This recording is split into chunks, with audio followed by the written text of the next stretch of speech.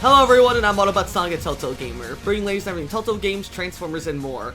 And it's been quite a while since my last video. I know you may have seen my video earlier this month on interviewing Keegan Carlisle on the making of Transformers Combaticons, which was amazing to see. I've got more Combaticons stuff coming, hopefully within, if not this week, definitely later on in July for sure. So hope you all enjoy that. But I'm so happy to be finally talking about more EarthSpark stuff, because we've got not one, but two very, very exciting pieces of news related to Transformers EarthSpark. And also, I hope everyone enjoyed seeing Rise of the Beasts earlier this month, as it just came out a few weeks ago. I personally went to go see it, and I had a great time with it. It's definitely, I'd say, one of my top 4, maybe top 3 favorite live-action Transformers movies. So, and leave in the comments below if you want to see me review Rise of the Beasts. I've never actually done a movie review, but if you guys are interested in it, I definitely will. So let's go ahead and talk about what the two pieces of EarthSpark news that were revealed this week are. So earlier this week, we actually got news of a brand new Transformers video game. Now, I know you might think this is about Transformers Reactivate, but that game was announced back at the 2022 VGAs, and we still haven't heard anything about it. All we know is that that's getting a beta sometime this year. We don't know if it's coming out this year. But it's actually, this is not about Earth Reactivate, but a brand new Transformers video game called Transformers EarthSpark Expedition. And on top of that, we've got finally, presumably news that take us with a grain of salt, but according to a German TV news site, the same one that told us when the second batch of EarthSpark episodes was released, we apparently know when the final batch of EarthSpark episodes is going to be released for season 1, and that is going to be apparently a month from now on July 29th. So we're going to go ahead and cover both of these, starting of course with Transformers EarthSpark Expedition. So literally out of nowhere earlier this week, Hasbro announced that they were creating a new Transformers video game called Transformers EarthSpark Expedition. This is a brand new Transformers third-person action platformer adventure game created by Outright Games. Now, if you don't know who they are, you might recognize their name from creating a bunch of other family-friendly video games for the past few years that tie into other children's shows and all that. You may have seen them. They made games based off Paw Patrol, Cobra Kai, Ben 10 reboots, Teen Titans Go, and a lot of other stuff. But previously, they actually made another Transformers game before this, and that was back in 2020 with Transformers Battlegrounds, which was a turn-based strategy game based off the Cyberverse cartoon. This time, though, we're with EarthSpark Expedition, which of course is an EarthSpark video game, but instead of it being a turn-based strategy game like Battlegrounds, like XCOM, this is more so of an action platformer game, very similar to your usual, like, kid-friendly, like, tie-in game, actually. So, according to the official summary blurb for Transformers EarthSpark Expedition, the game will revolve around you playing as Bumblebee, traveling through 3 unique locations on a quest to recover pieces of Cybertronian technology to stop Mandroids from taking over the world. So, I don't know where exactly this is supposed to fit in the Transformers EarthSpark continuity, or if it's just going to be some non-canon adventure, because the fact that it's seemingly you're playing as Bumblebee alone in just this random setting going across the world for Cybertronian technologies, it just really sounds like, yeah, this is just going to be a non-canon adventure just with the EarthSpark crew. It's really interesting, though, that we're only apparently going to be playing as Bumblebee in EarthSpark Expedition, which is really weird because the show is not really about him. It's about the Terrians, and yet you have the opportunity to make an EarthSpark video game, but you're not making it about Twitch, Thrash, and the rest of the Terrians. You're going to make it out on Bumblebee? Not that I'm complaining, because I love EarthSpark Bumblebee, but it just feels so weird that you're literally not making a video game based off the main characters of your show. That's like if you made a Teenage Ninja Turtles game, but made April and Casey Jones the main characters. It doesn't, I don't understand it, but on a plus side, though, the game actually looks really, really pretty for a tie-in kids game. The lighting and all that look incredible. Bumblebee's model looks really, really well done. I absolutely really like it. However, for those of you who are worried, though, that because Bumblebee's main character doesn't mean, no, we're not going to see any of the Terrans like Twitch, Thrash, and Hashtag, you don't have to worry about that, though, because apparently a lot of characters from the show are going to appear in this game. Of course, Optimus is on the cover of the game alongside Bumblebee, and actually in this trailer, we can see 2 other EarthSpark characters, that being Nightshade and Grimlock. So first off, here in this one shot, we have actually Bumblebee at the Bot Brawl Arena from episode 17, Home Part 1, of him battling Grimlock here. We literally see him jump over Grimlock's little flame attack. So it seems as though maybe this game will revolve around the show a little bit, so maybe we'll get to see like an alternate reality where Bumblebee ended up fighting Grimlock alone at the bot brawl to try and calm him down. It's gonna be really interesting to see how this goes, and let me know if you guys want to see me play through this. I'm also Outright Game. I'm just saying, if you want to go ahead and give me a review copy of Transformers EarthSpark Expedition when it comes out in October, I would totally play it on this channel and review it for you guys. I'd love to play this. I had a great time with Battlegrounds, which I bought of my own accord and played in my own time. Had a great time with that. I'm sure EarthSpark Expedition is going to be even better. But yeah, we have this shot here of Bumblebee battling Grimlock at the bot brawl, which is really cool to see. But we also have a shot of Nightshade not too far later, where we have here this shot of Bumblebee's presumably going through a base where the game states that you'll be able to upgrade Bumblebee with brand new abilities and all that, very similar to most action RPGs. But as we see here, we see Bumblebee in some sort of old ghost base, which looks very similar to the dugout, or even more so the actual Autobot base from Transformers Prime. We see him enter this teleporter, but if you look to the left as he disappears in the teleporter, you can see Nightshade just standing there, and they look completely on model to their appearance in the actual show, which I'm really excited by. It's cool to see that Nightshade is actually going to appear in EarthSpark alongside Grimlock. So considering that they show up, does this mean that Twitch, Thrash, Hashtag, and Jawbreaker will also be showing up in EarthSpark Expedition? I don't know, but I certainly hope so. I feel like they are, though, because considering, according to the official summary of EarthSpark Expedition, the game states that you will be taking on missions from the Terrans to go. So maybe Nightshade acts sort of like a vendor sort, that you maybe go to them to upgrade your skills and like health and armor and all that. I think it'd be really cool if Nightshade ends up being like the merchant of Transformers EarthSpark Expedition. You just go up to them and they go, oh, what are you buying? Or something like that, a horrible merchant rip-off voice. I would love that, but I know it's not gonna happen. But it would be cool to see if Nightshade acts as the merchant of sorts, where you go to them for upgrades and such. But anyway, that's sort of the gist of what is going on with Transformers EarthSpark Expedition, a brand new EarthSpark video game developed by Outright Games and scheduled to be released on October 13th for the Xbox One, Xbox Series X, PS4, PS5, Switch, and PC. So if you guys are excited for EarthSpark Expedition, be sure to follow me for when I'll probably be doing a Let's Play, whether or not Outright Games gives me a review code copy of it, which I'm really hoping does, but no harm, no foul if it's not. But after that, though, we're going to go ahead and finally talk more about Transformers EarthSpark, the show. So according to a German website, the same one that revealed a lot of plot summaries about the second batch of EarthSpark Season 1, that same website has now just updated with the plots and screenshots from 2 of the last 8 episodes of EarthSpark Season 1, which I'm going to be calling Season 1C. We have screenshots from presumably episodes 19 and 20 of EarthSpark Season 1C, as well as summaries for the entire remainder of Season 1. So that's episodes 19 through 26, and I'm really excited to talk about them. So I'm going to go ahead and talk about them, but before I do, just want to let you all know, this will have minor spoilers for EarthSpark Season 1C. So if you don't want to go into these last 8 episodes completely unspoiled, click off this video right now.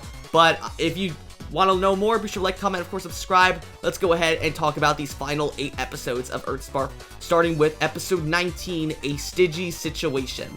Alright, so going into the final 8 episodes of EarthSpark Season 1, the first one that will be released when that batch comes out is episode 19, A Stygian Situation.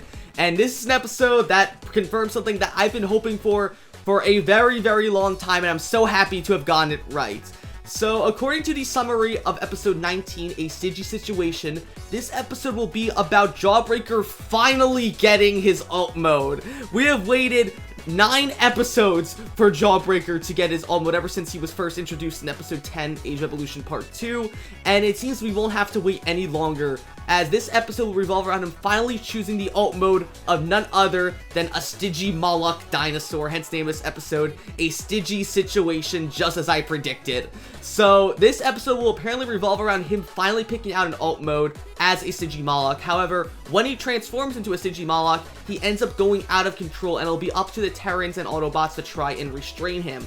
And the screenshot that was taken from this episode, or presumably is from this episode, is really interesting. It doesn't seem to me like as it would fit at all, but we'll have to wait and see. The screenshot here shows Alita 1 in, looks like some sort of town, maybe like downtown Whitwick, or even looks like a bit of Philadelphia, armed with 2 energon pistols firing into the air as there's smoking explosions behind her. So what is even going on in here that's causing such a commotion? Is Jawbreaker running around crazy in here when where Elite has to step in to try and restrain him? I don't know, but we actually have more info as to what Jawbreaker is going to look like in this. And this actually comes from Nickelodeon themselves. So, about 2 months ago, back in April, Nickelodeon actually uploaded a little sizzle reel trailer back in April, showcasing a bunch of new shows that they were going to be putting out, including stuff like Loud House, SpongeBob, and Transformers EarthSpark. They showed new clips from upcoming episodes. They did the same thing actually back in December, where they showed off clips of Season 1B, where you saw some stuff of Nightshade and Hashtag. This time, though, we actually get a proper look at Jawbreaker's alt mode for a split second. So, as you can see here, after this clip of, like, SpongeBob and Lincoln Loud and all that, we actually have a quick little shot here of Jawbreaker in his alt mode as a Stygimoloch roaring in looks like some sort of quarry. Very similar to the one, actually, that Bumblebee, RC, and Optimus and Megatron fought Soundwave in back in Episode 8 Decoy. So, this is really cool. I absolutely love Jawbreaker's design here as a Stygimoloch. I love the colors he has too, with the orange and red highlights. And another thing is, he even has pink optics, which is something we've really never seen before in a Transformer. Usually it's always either blue or red or yellow, and we never had pink before. Similar to how Nightshade, they have green optics, and we usually never see green optics on Transformers. But to have pink optics is even rarer. So I love Jawbreaker's design here, and you're thinking, oh well, what is Jawbreaker going to look like though when he's not transformed as Stygimoloch? We actually know that too, thanks to the French website for Nickelodeon. So the French website for Nickelodeon updated about a month or two ago for Transformers EarthSpark, showing off renders of a bunch of characters like Nightshade, Twitch, Thrash, Robbie, Mo. However, it also showed Jawbreaker, and on that website, we actually got a screenshot or actual render of Jawbreaker's final design, which I'm showing you guys right here. This is what Jawbreaker's gonna look like in his bot mode when he finally gets his Stygimoloch alt mode, and I am in love with it. I love the orange spikiness to him. I love how his head as a Stygimoloch sort of acts like a collar of a shirt when he's in bot mode. He still retains his pink optics that he has as a Dinobot, which I'm really, really loving. The one thing, if I'd say there's one thing though that I'm a bit concerned about with Jawbreaker's final design here, it's the fact that his arms are literally as long as his whole body. Literally his arms go from his shoulders nearly all the way down to his feet. And that's a bit alarming. I don't know if Jawbreaker has that long bot arms in his protoform, but it's just a little bit jarring to see here. Regardless though, I love Jawbreaker's design here. And I say what my favorite alt mode or favorite final design is of any of the Terrans now. I'd say my favorite design-wise is probably Thrash, then Hashtag, then Jawbreaker, then Twitch, then Nightshade. Not that I hate Nightshade, I just think that theirs is a little bit too plain compared to the others, but I still love their design. As for their alt modes, I will have to say probably Nightshade, though, does get the best one, then Jawbreaker, then probably Hashtag, then Twitch, then Thrash having the most plain one being a motorcycle. And then, if I had to say their protoforms, my favorite protoform design would probably have to be, honestly, I really, really liked Twitch's protoform design alongside him. Twitch and Nightshade had the best protoform designs, in my opinion, while I think Jawbreaker and Thrash had not necessarily the worst, but this is my least favorite. Regardless, though, I'm rambling. I love Jawbreaker's alt mode. I'm eager to see what's going to happen with him finally getting his alt mode. And maybe we'll see even Grimlock again, because if you don't remember, back in November, shortly after Season 1B premiered, Paramount Plus was actually putting out little, like, ads of EarthSpark showing off scenes from it, like, stuff like Breakdown and all that. They actually showed a clip of Grimlock speaking, which we never actually got to hear Grimlock speak, because that clip must have been probably from a Styggy situation, where Grimlock is probably going to have to calm down Jawbreaker. Being a Dinobot himself, he would know what it's like to lose control of himself. So it's going to be cool to see Grimlock and Jawbreaker interact in episode 19. I'm really excited for that. This second and final screenshot is apparently, according to the German TV website, is going to be from episode 20 of season 1, which is going to be called Disarmed. So according to the summary provided by this website, episode 20 Disarmed will be about Robbie and Mo trying to work with the Terrans to force new cyber sleeve upgrades with disastrous results. And as we see here with this screenshot, which is really interesting, we have Robbie and Mo looking at someone smiling, posing with their cyber sleeves in front of what looks to be Teletran 1, showing a display of this weird figure holding the Ember Stone in their hands. Now, you might not recognize who this is if you're just a regular Transformers fan or just have no idea, but considering the fact that this figure is holding the Ember Stone, I'm 99.9% sure this person holding the Ember Stone is none other than Quintus Prime. Now, if you don't remember who he was first mentioned back in episode 9, Age of Evolution Part 1, by Alex to be one of the original 13 Primes who was responsible for creating new life on other planets. To do this, he created the Ember Stone, which is this Cybertronian relic that blends Cybertronian DNA with the DNA of whatever race touches it, therefore allowing the Ember Stone to create these sort of Cybertronian hybrids based on the dominant race that touches the Ember Stone. In the case of EarthSpark, since Robbie and Mo touch the Ember Stone being humans, their DNA mixed together with Cybertronian DNA provided by the Ember Stone to create the Terrans. So it's going to be really cool to see perhaps that this episode will revolve around them upgrading their cyber sleeves, which we actually kind of got a tease of back in episode 18 Home Part 2, where we saw Robbie, Mo, and the rest of the Terrans unite together, and did that we saw that the cyber was able to project a force field that allowed them to save Hashtag when she was brainwashed by Mandroid. So it'll be interesting to see what other kind of new abilities the cyber sleeves are going to be able to do, and we may actually see that it might not be a good thing that these upgrades happen, because as you saw back when Robbie and Mo were able to save Hashtag, after they finished and like the side effects of the cyber sleeve upgrade wore off, Robbie and Thrash were talking about how awesome it felt to be powered up by the cyber sleeves, but then Mo responded a little bit more reserved, saying that she was kind of scared by it. So is that some sort of foreshadowing that these cyber sleeves abilities are not going to be all great? Who knows, but considering the plot summary of episode 22, I'm inclined to believe that they may have sort of a catch that is going to be really, really deadly to some people by the end of this show. On top of that, this episode will also apparently focus on Mandroid finally starting to work as a subordinate for Ghost, which, if you don't remember from the end of episode 18 Home Part 2, we now know that that Mandroid is working under Agent Croft and Ghost to produce new test subjects that will presumably allow Kim and the rest of Ghost to wipe out all Cybertronians on Earth. So it'll be really cool to see more Mandroid, considering he was really only in one episode, this batch of episodes. And I'm really eager to see that, considering this is going to be the final batch of Season 1. We really got to see more Mandroid before he becomes the main villain of the last episode, presumably alongside Agent Croft and Ghost. So while this episode doesn't feature a proper screenshot, we do know what this episode is going to be about at least. Episode 21, What Dwells Within, will revolve around Robbie, Mo, and the rest of the Terrans being trapped underground with some unknown monster.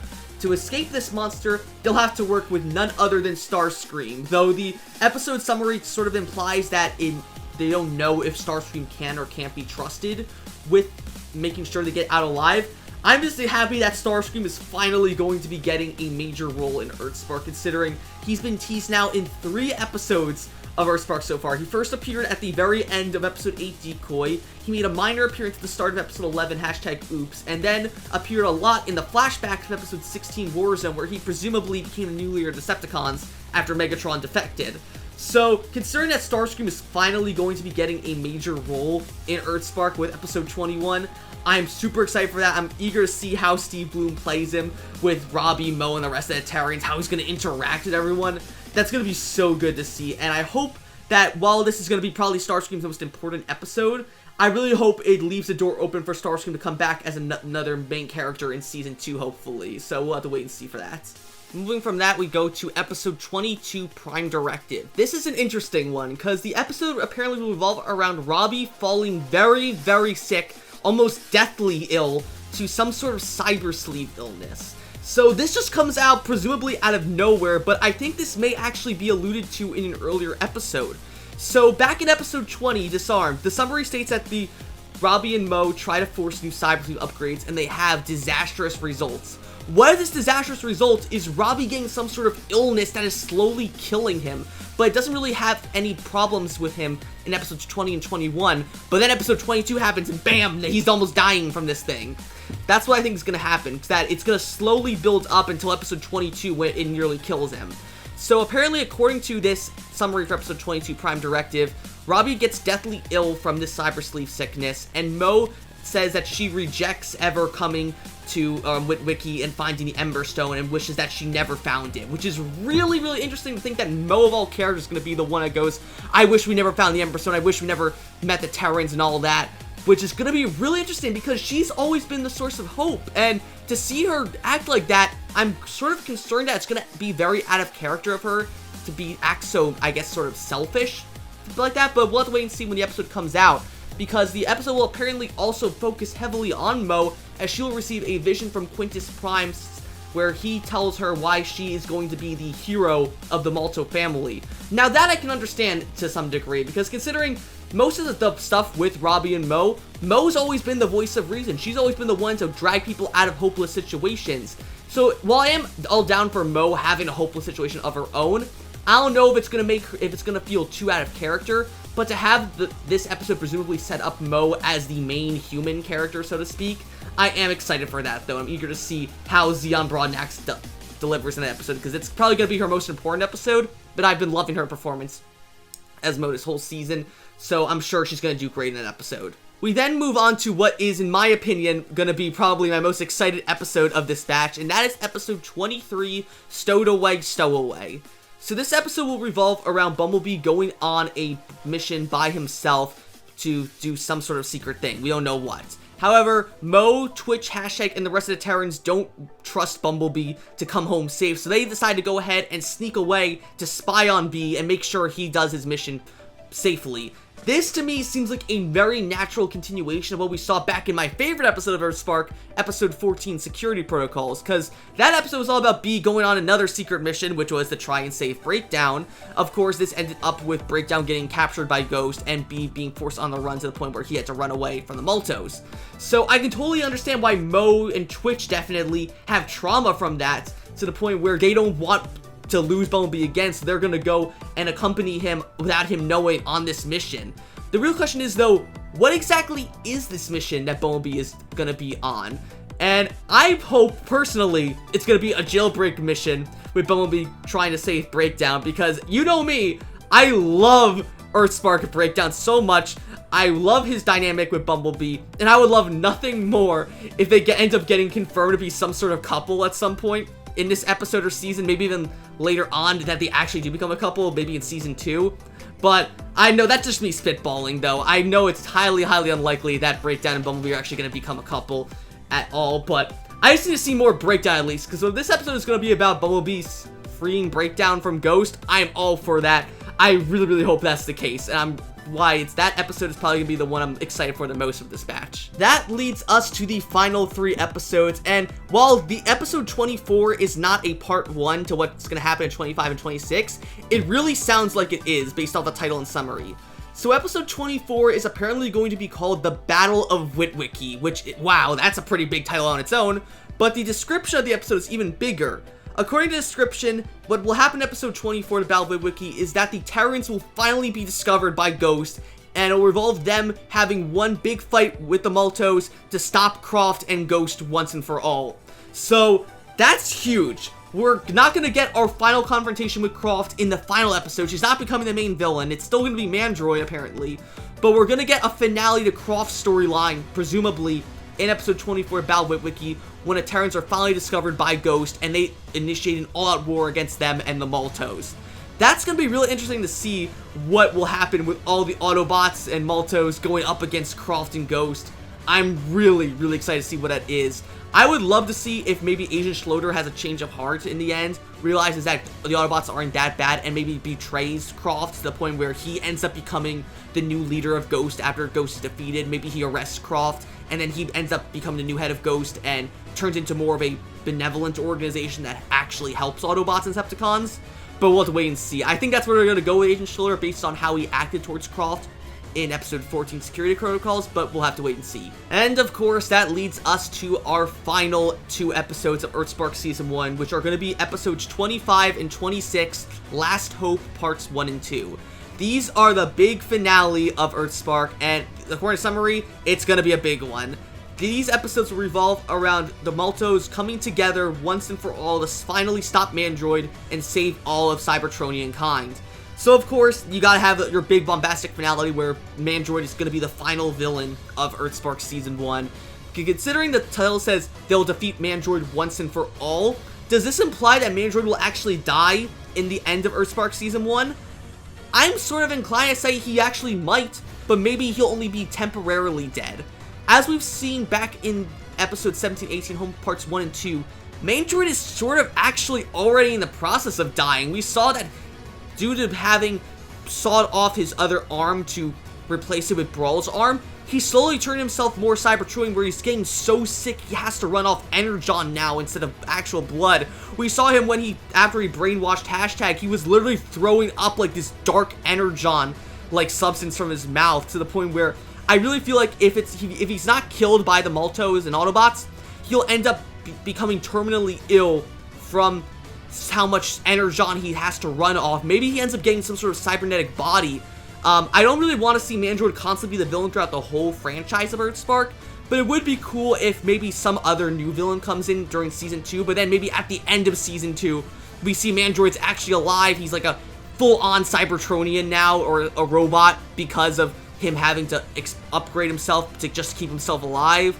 I think that would be a huge thing to see, but regardless, I'm interested to see how EarthSpark Season 1 ends with these 2 episodes, and whether or not Mandroid will die, and if not, just what's going to become of him. And so, that was my little news update on Transformers EarthSpark Expedition, a brand new video game by Outright Games coming this October, and the final batch of EarthSpark episodes, which will presumably be released on July 29th next month. So we just don't take this for a grain of salt because it's not officially confirmed, but considering they were right about the second batch, which came out back on March 3rd, I am very, very likely to believe that the final batch of EarthSpark Season 1 will be released on July 29th, and I am super, super excited about it.